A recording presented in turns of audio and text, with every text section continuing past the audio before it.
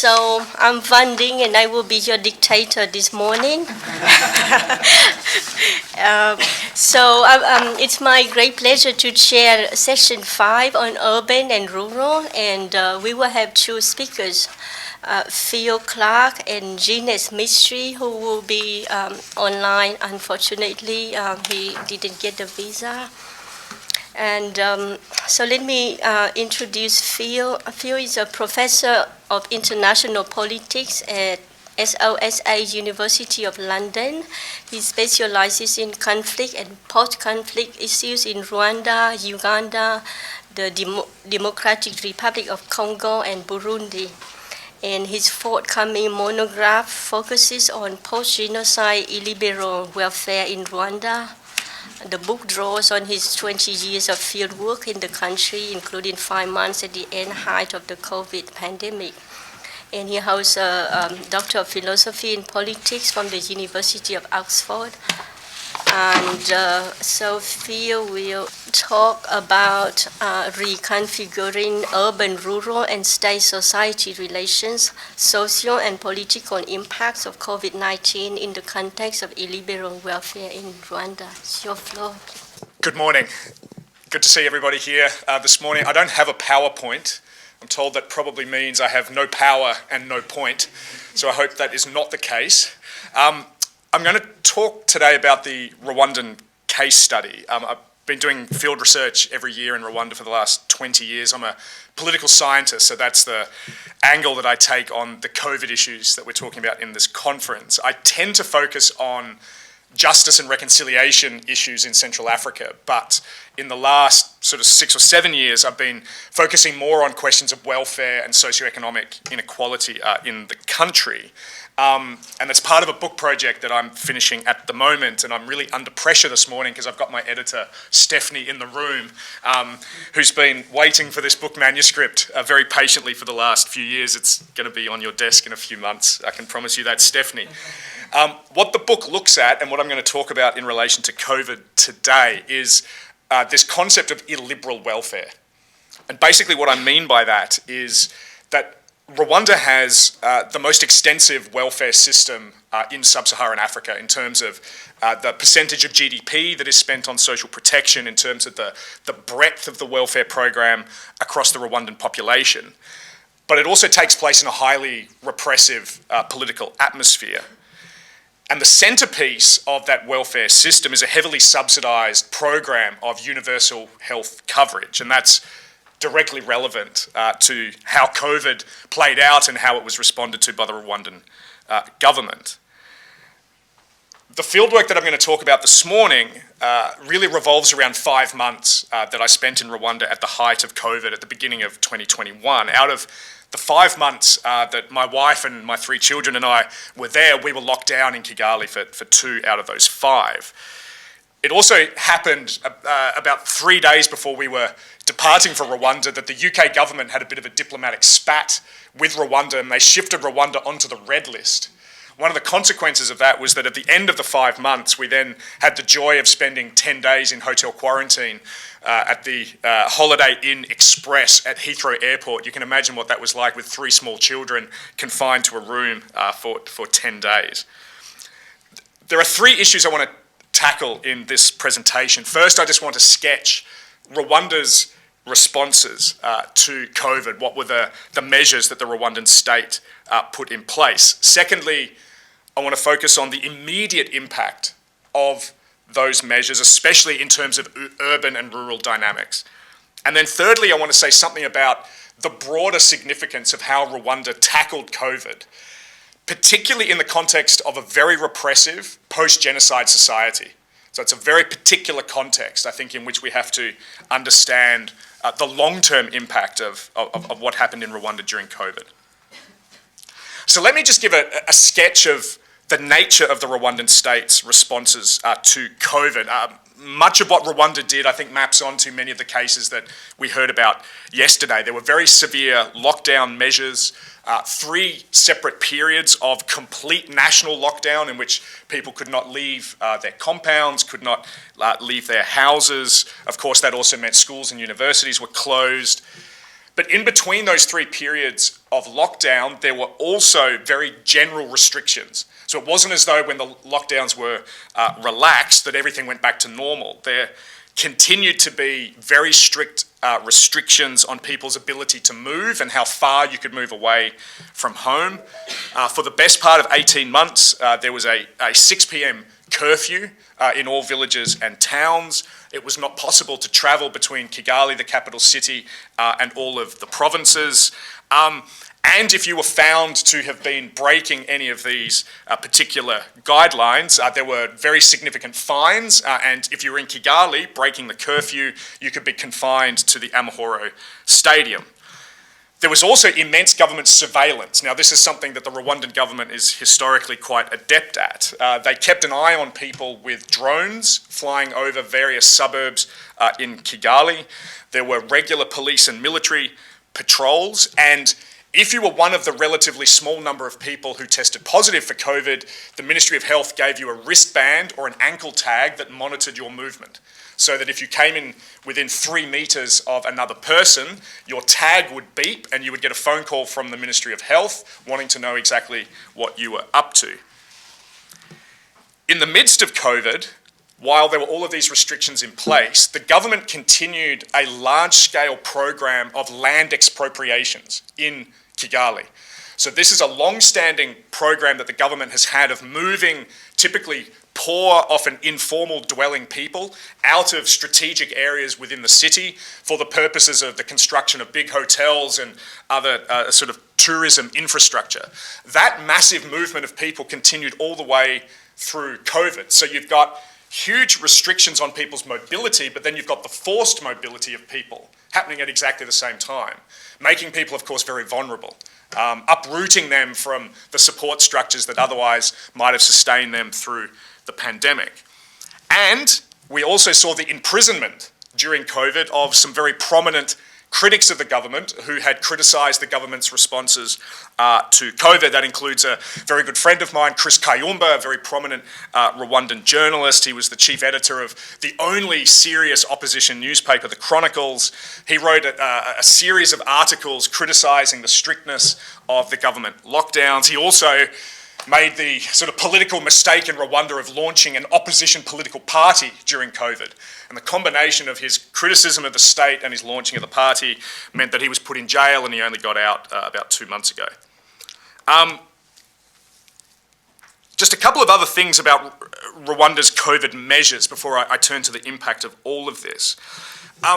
Something that I think maybe differentiates the Rwandan experience from some of the cases that we heard about yesterday was that there was almost no sense in Rwanda that any of this government response was being driven by outside actors. If anything, international actors, most prominently the World Bank, the IMF, and Rwanda's major donors, were telling Rwanda to relax its guidelines. So Rwanda's approach was very much driven from the Rwandan state itself, mapping onto techniques that the Rwandan state tends to use towards its population anyway. So in a couple of the cases that we heard yesterday, there was a sense that at least some of the strictness of COVID measures was being imposed or at least influenced by international prescriptions. That certainly was not the case in Rwanda. This was very domestically driven. And if anything, the international concern was that the lockdowns were too strict and that this was having a huge effect on the Rwandan, on the Rwandan economy. Let me move now to the immediate impact of these measures in the Rwandan context. So the most visible impact of the strictness of these measures was the complete collapse of both the formal and the informal economy in Rwanda, massively exacerbating poverty. We saw a decrease in GDP growth from 6.8% in Rwanda in 2019 to minus 3.4% in 2020. But I think the thing that was most visible, especially in Kigali, was massive food insecurity. And one of the ways that this played out was just massive amounts of begging, which is very un-Rwandan. That there is a deep cultural opposition to begging. There's this very strong Rwandan discourse, which is even stronger under the Kagame government, of self-reliance. And so an indication of how desperate people were was just how extensive the begging was. And there was very little offset of the damage done by the extent of the lockdowns. There were 4 rounds of very limited food distribution in rural areas and across Kigali, but that food distribution was targeted in a really haphazard kind of way. And one of the things that caused a lot of angst amongst many of my respondents was that the distribution was done outside the structure of the normal welfare program in Rwanda. Rwanda's welfare system tends to be delivered in a very clear, very targeted way. They've got this categorization of the entire population according to 4 socioeconomic categories. Everybody in Rwanda knows their category. You're category 1, 2, 3, or 4, and you know what you get from the welfare system based on how you've been designated. The food distribution during COVID was done completely outside of that framework, so that caused a lot of angst for people, and it tended to miss out some of the most vulnerable people. This situation of food insecurity was most acute in urban areas. It was a very different picture out in the countryside. So as soon as the restrictions were slightly relaxed, I was able to get back out to all of my rural field sites, and it was like going to a different country. The situation was completely different. There was less government surveillance, as there always is in rural Rwanda. Crucially, most people had enough to eat because they had had 2 good harvests in most parts of the countryside for the years leading up to COVID, so people had stored enough food, which was merciful, and totally in contrast to the food insecurity that people were experiencing in Kigali. A refrain in many of my rural field sites was that COVID was a rich person's disease and it was only in Kigali. So it was very interesting to see the difference in how people were reacting to this in the rural areas. One of the ways that this difference between the urban and rural experiences of COVID in Rwanda manifested was a complete reversal of flows of remittances. So typically, and this is very common, right?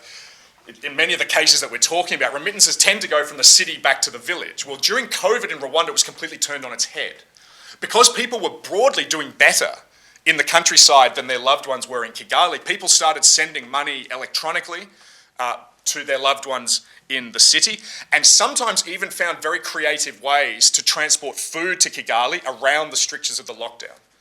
Now, having been back to Rwanda 3 times since the end of COVID, that shift in the way that remittances were flowing, I think, is starting to really change the dynamics between many rural and urban communities.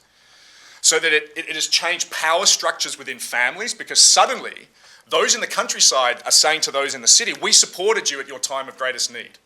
And that plays out within families in all sorts of ways.